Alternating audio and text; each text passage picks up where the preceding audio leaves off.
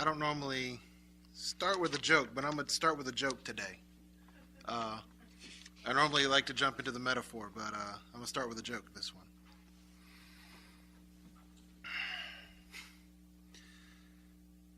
Two roads diverged in a yellow wood, and sorry I could not travel both and be one traveler. Long I stood and looked down as far as I could, looked down one as far as I could, to where it bent in the undergrowth. Then took the other, just as fair, and having perhaps the better claim, because it was grassy and wanted wear, though as for that the passing there had warned them really about the same. And both that morning equally lay in leaves no step had trodden black. Oh, I kept the first for another day. Yet knowing how way leads on to way, I doubted it if I should ever come back. I shall be telling this with a sigh, somewhere ages and ages hence. Two roads diverged in a wood, and I took the one less traveled by, and that has made all the difference. Right? It's because it's not funny.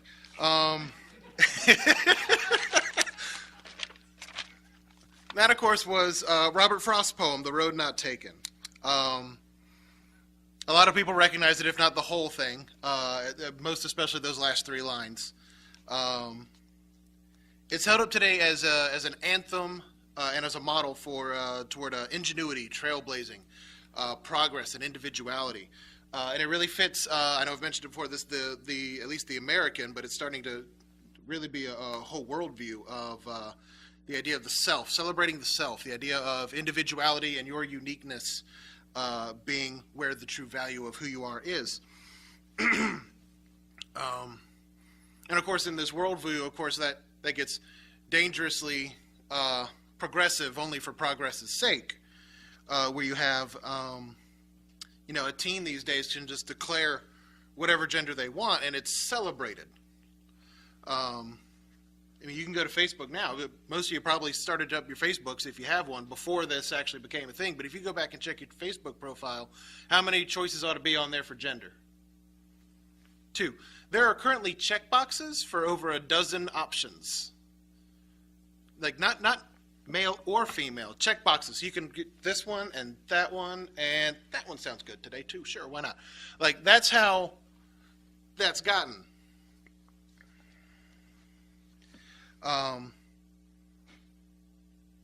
So you can kind of see the issue with The Road Not Taken and that anthem, that sort of progress for progress sakes, because no one else has done it yet. I can declare myself a trigendered pyrofox, and that's okay. And that's an actual thing. I didn't make that word up for giggles. That's a thing. But it's because really with The Road Not Taken, they don't understand the joke. The people that hold that up as that anthem. Jump back to the poem right quick.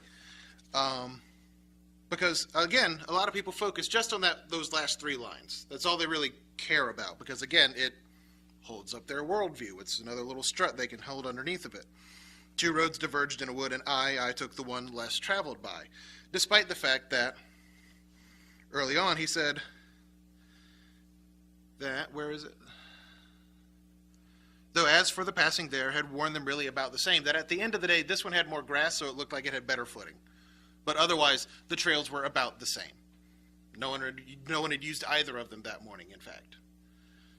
That, at the end of the day, the poem ends up being more about indecision and choice and the illusion of having some control over these things, where at the end of the day, it was like, there's more grass on this side, I guess it's got better footing. And then at the end, he speaks very epically about the road that he did take, where we tend to elevate our own decisions after the fact, where at the end of the day, it's pretty ambiguous, a lot of our decisions, where it's like, oh, I took this road to work today instead of the other one, and there was an accident on that one. Look at how great my decision was, when you could have just as easily picked the one with the accident on it and been late to work. And it would have made all the difference. Even in that one middle stanza where he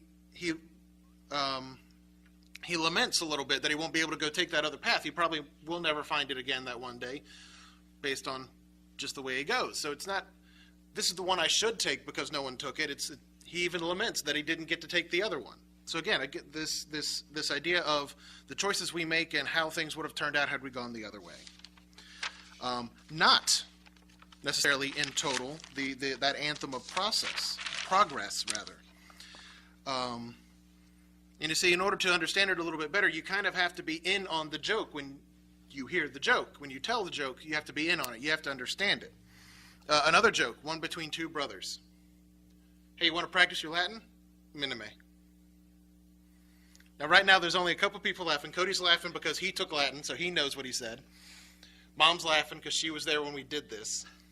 I don't know why Dad's laughing. Now, you're all laughing because I'm making fun of Dad, but this was me and Cody. We're just sitting there.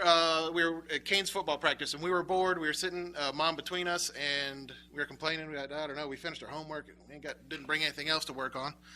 And I asked him, do you want to practice Latin? Because, again, we both studied Latin. And he said no in Latin. To which, after a moment of silence, after our momentary laughter, Mom said, what'd he say? So again, you have to know the details of the joke in order to get it sometimes. It's not funny until you know the details. And so again, back to the joke, The Road Not Taken. Robert Frost wrote this for a buddy of his, Edward Thomas, and a contemporary poet of England at the time. They were buddies, they hung out, and they liked to hike together. And Thomas was famous for whenever they hit a fork, he would hem and haw over the decision on which one was the right path to take. And then eventually he would settle on one and declare that would be the path that would take them to some discovery, like a field of wildflowers or some rare bird's nest with eggs in it maybe. Oh, that would be so cool. And they'd get to the end of the path and he'd be like, oh, there's nothing here. I should have taken the other one. I knew it. And he would just hem and haw over it. So Robert Frost, making fun of his buddy, wrote this poem, sent it on its way. Again, it doesn't read like a joke, but it was meant as one. To make fun of his buddy. Go back to here. So you can see, again, the words are very particular about the joke. Even mentioning the sigh that his friend would emit when he finally realized which way he was going. You see here, and perhaps you've also noticed before, that when you are telling a joke, the words are very particular that you have to use. When you're telling a joke, everything has to be worded very carefully in such a way that you are leading someone towards the punchline, but you haven't given it away yet. Again, you're kind of just training them that way so that they know it's coming, but they don't get it yet. You don't want to give away the gag. And then, of course, one of the worst things on that note is hearing someone tell a joke wrong. And that, of course, is because they don't get why it's funny. They don't get how the joke is constructed. So they start telling too much of the punchline in the middle of the joke. And you're like, no, you're doing it wrong. And then it's not funny at the end. Or they get the wrong punchline, or it's funny just because he screwed it up. And that's why, at the end of the day, it's because, again, they don't get why it's funny, why those specific phrasings, why those specific nuances of the joke matter more than whatever version they told that was butchered.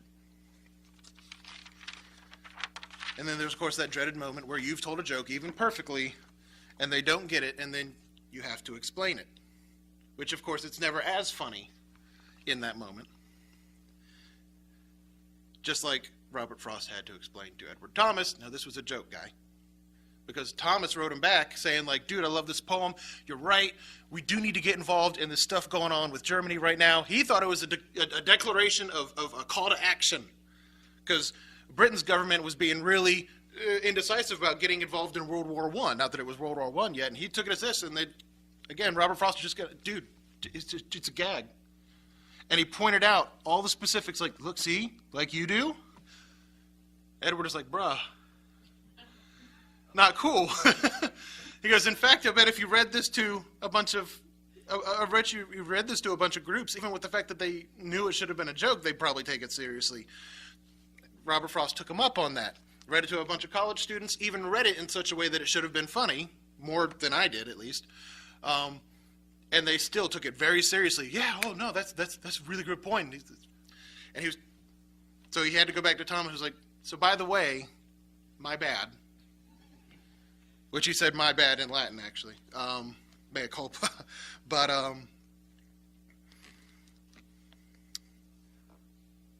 so, like last time I was up there, where's the golf lesson? hopefully you've gotten the metaphor here. If you haven't yet, then that ties into the metaphor anyway, because now I got to explain the joke, because the joke's the Bible. How many people these days take those pieces of the Bible that they want and use it to justify all their actions, even down to homosexual agendas and stuff like that? They use parts of the Bible that they want and ignore the rest of it, just like those last 3 verses of the road not taken. How often do they not bother with the details? They don't want to learn all the details and understand the entirety of the Bible. They just want those parts that they want. How often have we watched the ministers on TV do it wrong? Preach a verse and then be on the right course, and then all of a sudden just veer left, and it's like, that was not where you were supposed to go. That's not... Did you read it?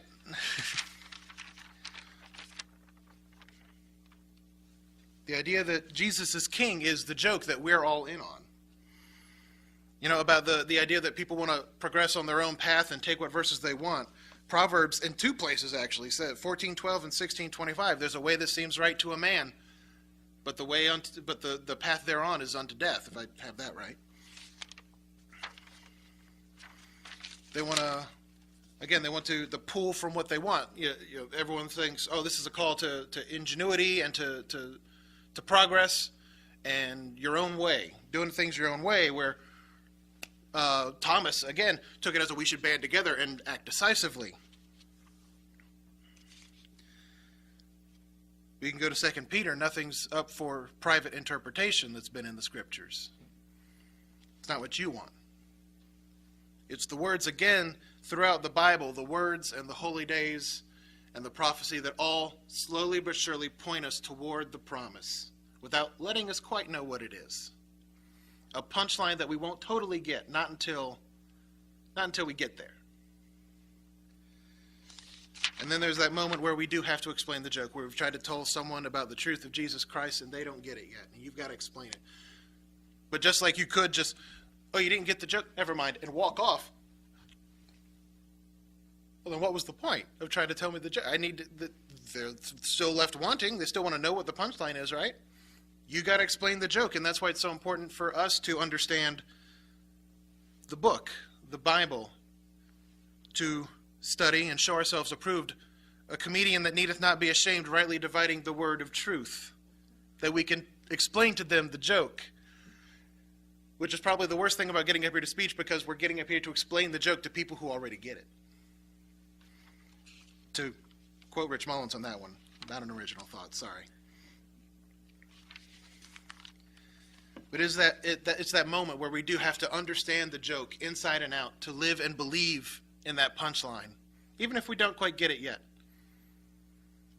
so that we can give the joke to others. Because even if it's never quite as funny, they don't get it in the same way that they would have had they understood the joke immediately right out the gate. They'll learn to tell that joke, and they will learn to believe in it, to understand that punchline. Because when we finally do reach the end, it's going to be good. And it's going to laugh. We're going to laugh.